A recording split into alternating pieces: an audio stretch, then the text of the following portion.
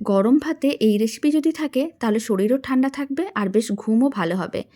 আর এই রেসিপিটি বানানোর জন্য খুব বেশি সময় বা উপকরণের প্রয়োজন পড়ে না। প্রথমে আমি 3টে ঝিঙে নিয়ে খোসাগুলোকে ছাড়িয়ে ঠিক এরকমই চৌকো করে কেটে নিয়েছিলাম। আর আলুগুলোকেও কেটে নিয়েছিলাম। খুব ভালো করে ঝিঙে ও আলুর টুকরোগুলোকে ধুয়ে নিতে হবে।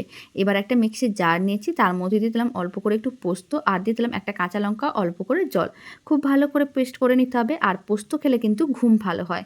কড়াইয়ের মধ্যে 1 চামচের মতন সর্ষের তেল নিয়েছিলাম, 2টোর মতন কুচনো পেঁয়াজ দিয়ে দিলাম আর অল্প একটু লবণ দিয়ে দিলাম। এবার কুচনো পেঁয়াজগুলোকে হালকা করে ভেজে নিতে হবে।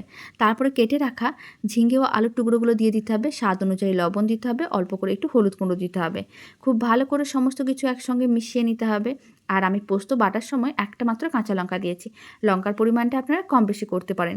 ঢাকনা বন্ধ করে কিছুক্ষণ রান্না করে নিয়েছিলাম। এবার পোস্ত বাটা দিয়ে দিলাম আর মিক্সির জারের মধ্যে অল্প একটু জল দিয়ে সেই পোস্ত ধোয়া জলটাও দিয়ে দিলাম। ভালো করে মিশিয়ে নিতে হবে। তারপরে আবারও ঢাকনা বন্ধ করে 10 মিনিটের মতন রান্না করে নিতে হবে, যাতে সমস্ত কিছু ভালো করে সেদ্ধ হয়ে যায়। সেদ্ধ হয়ে গেলেই রেডি হয়ে যাবে দারুণ স্বাদের আলু ঝিঙের পোস্ত।